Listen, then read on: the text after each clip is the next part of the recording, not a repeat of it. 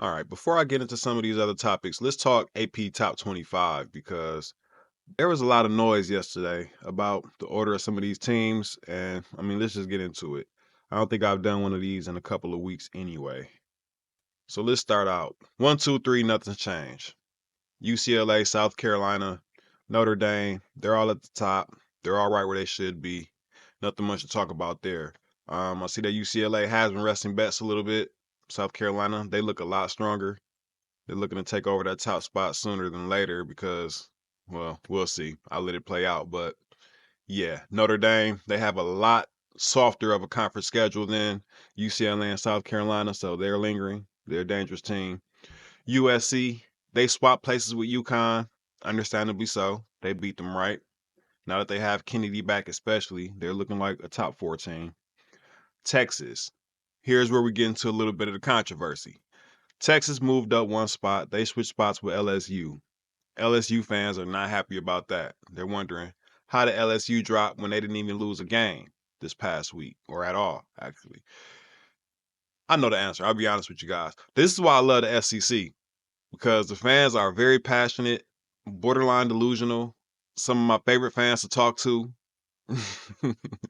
They represent their team. They don't get mad at you when you diss their team. They just come back at you. And, I love them. But yeah, Texas. South Dakota State. That's a really tough game.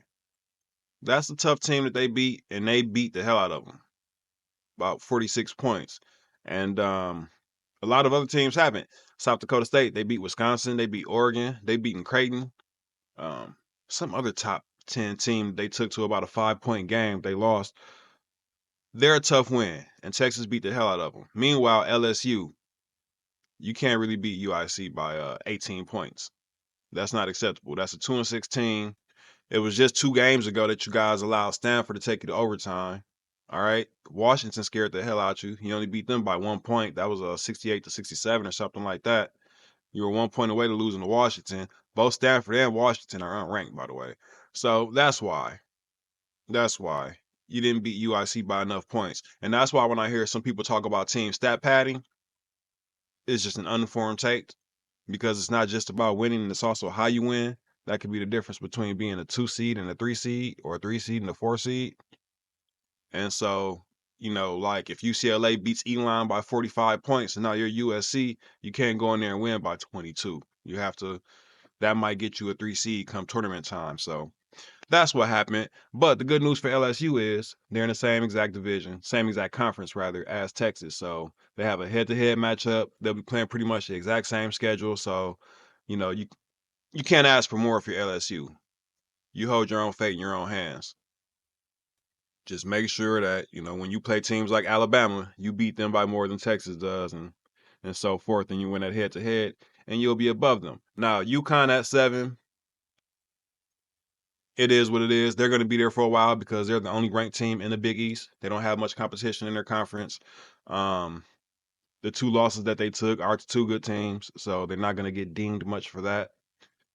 If they lose to South Carolina, they're not going to get dinged much for that. The only game that I can't really see them dropping on is a game against Tennessee. And by then, Tennessee might be a top 10 team. So, yeah, it's going to be really tough to move them out of that spot. They're pretty much locked in right now to about a 2 seed. If they lose that Tennessee game, maybe they'll be a 3 seed, but they're pretty much there. Everybody else is going to have to skip around them because they're not going to really face the same challenges as some of these SEC and Big Ten teams will. Maryland at number 8. They stayed the same, nothing to say there. They have some tough games ahead. They handled their business. We'll see what they do against USC and teams like that coming up very shortly. Oklahoma, same story for them. They moved up one. Well, Oklahoma, Ohio State, TCU, and Kansas State, they all bumped up one. And that's because Duke dropped. And they should. I'll talk about them in just a second. But Oklahoma, Ohio State, Maryland, they're all going to have a tough time moving up just because there's 3 teams in their conference that are higher than them and better than them. And there's probably 3 more teams in their conference right underneath them that are ranked that are just as good. And so we'll see what they do. We'll see how it plays out. TCU and Kansas. I can't wait to see these 2 teams play. Top 2 Big 12 teams. They're both purple. Sedona Prince, 6'7". Ayoka Lee, 6'6". She's starting to warm up. Well, they're starting to play her more minutes. I've noticed they only really use her as needed. They play her 20. She only went over 20 minutes twice up until the most recent 3 games, and that was against Duke and DePaul. And she killed in both of those games too, by the way. But these last 3 games, she's over 20 minutes. She's putting up crazy numbers. Crazy numbers. I told you guys back when ESPN had put Sedona Prince, I think it was number 9 on their draft board, that I would rather take Ayoka Lee. Ayoka, she's been a lot more consistent. She's produced all 4 years, a lot more consistent, and also comes with a lot less off-court baggage too. So a lot less to deal with there. I can't wait till those 2 teams play. I'm riding with Kansas State in that one. Georgia Tech, they moved up 4 spots. You know, something about that ACC, man. Something about the ACC that I'm just not so sure about, but they've won all the big games. They've had some tough competition and they handled their business. So nothing I can say about them there. They just took Nebraska off. They had just made it to the top 10. I mean, top 25. I'm sorry. Nebraska, they got in, they got right out. But yeah, they took care of their business. We'll see what they do once conference play starts. I want to see how all these teams stack up against each other. Georgia Tech, Duke, North Carolina. See what that ACC is really about. All right, now Duke. Duke took a loss that you absolutely cannot take against South Florida. They absolutely deserved it too. This is what you get for not starting Toby Fournier when she's your leading scorer, when she's your best rebounder and blocker. Well, your best athlete vertically. I won't say she's your best rebounder, but she's one of the better rebounders. She's one of the better players on your team as far as rim protection goes. She's your best vertical athlete. And at this point in the season, 13 games to the season, we're almost at the halfway mark. There's no reason for you to leave your top recruit on the bench, where it's hard for her to compete for some of these freshman awards. Let's just be real. I know individual awards aren't at the front of anybody's mind right now, but if you're a top recruit and you're watching this and they have a top recruit coming in next year, why would I want to go there? And you're not going to even allow me a chance to compete for, some of these awards going to make or break my career. So that's just my 2 cents. Plus the fact that she actually counterbalances out the game of Ashlyn Jackson and Reagan Richardson so well. And like I said, she's their leading scorer. It's not like I'm just saying play the freshman to play the freshman. The proof is in the pudding. She's done it. But they took the loss and they deserved it. She didn't get into the game until it was 20-6 for context. So they lost. Tennessee, they moved up by 3 points. That's very fitting because all the hell they do is shoot threes. I'm beefing with Tennessee this season. It is what it is. All love. I was all love with you guys with Rakia Jackson, but this season, not so much. Talasia Cooper, salute. A few other players on that team. It's not the players. It's bigger than you guys. It's bigger than Tennessee, but that's my beef with them. Kentucky, you guys know I love Kentucky. Kentucky can do no wrong in my eyes until they do. They have Amelia Hassett. She's been playing very well lately. Georgia Amore, she's been getting less assists and more points lately. I like that aggression on her end. Tiani Key and Clara Stratt can do no wrong in my eyes. Neither of those girls can do any wrong in my eyes. Absolutely love them. They've been balling out. They've been balling out. Um, Besides that loss that they took in the ACC SEC challenge, that was tough. That was tough, and I still don't see Gok Dang shutting down Clara Strack that way again.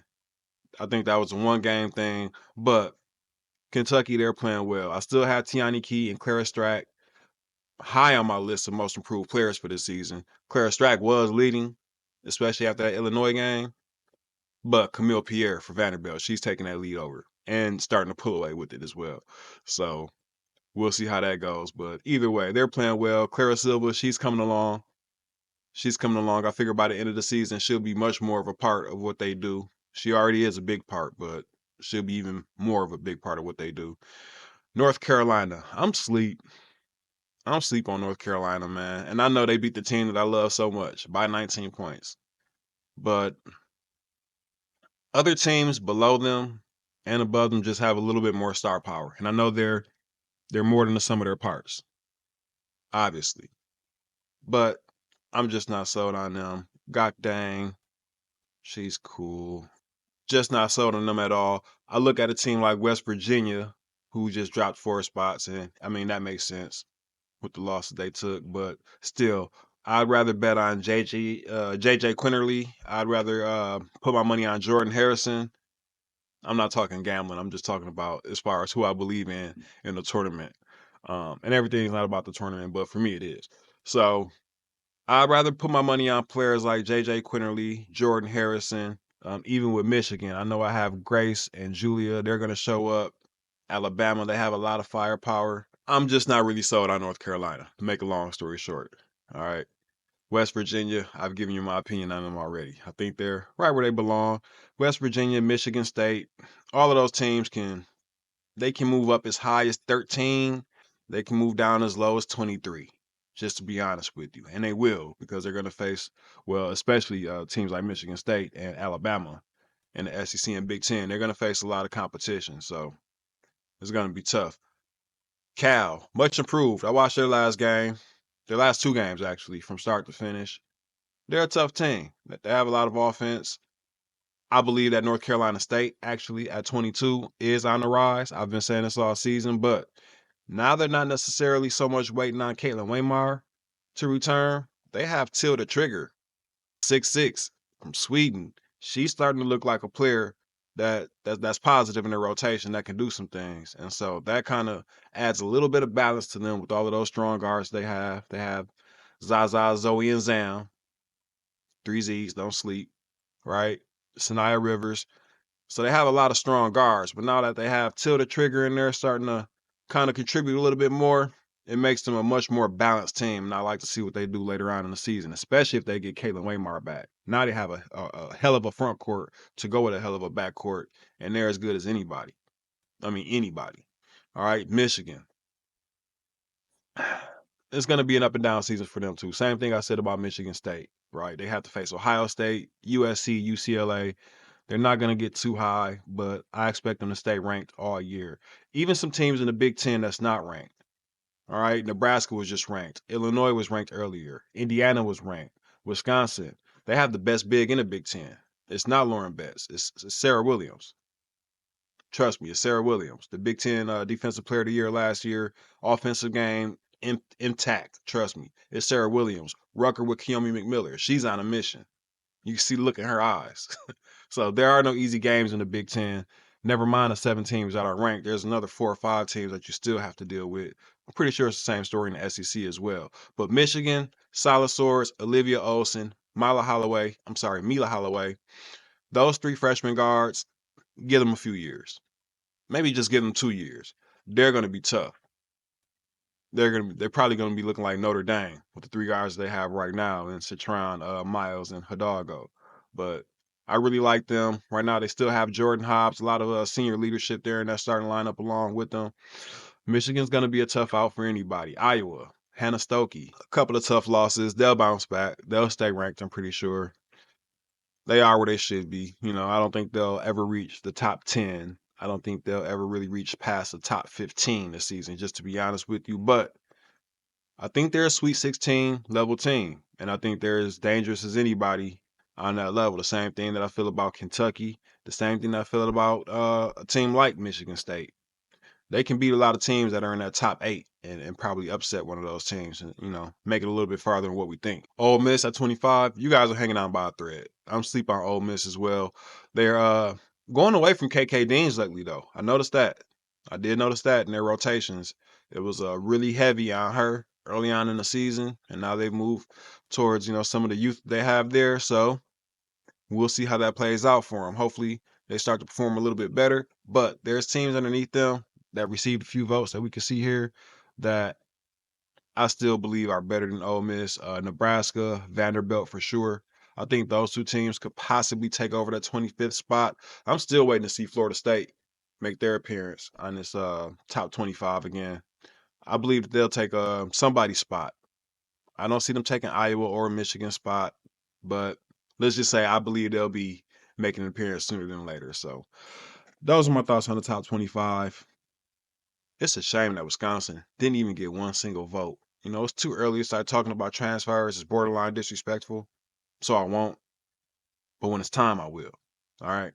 Those are my thoughts. Catch you guys on the next video. I have some other topics that I need to get onto, some things that are very pertinent. We have 4 days until the next college game, so we have a lot of time to get to them, but there's a lot of topics. So see you on the next one. If you guys haven't subscribed yet, please hit that subscribe button. please hit like. Make sure the algorithm knows that you appreciated this video. Until then, catch you guys in the next one. Peace.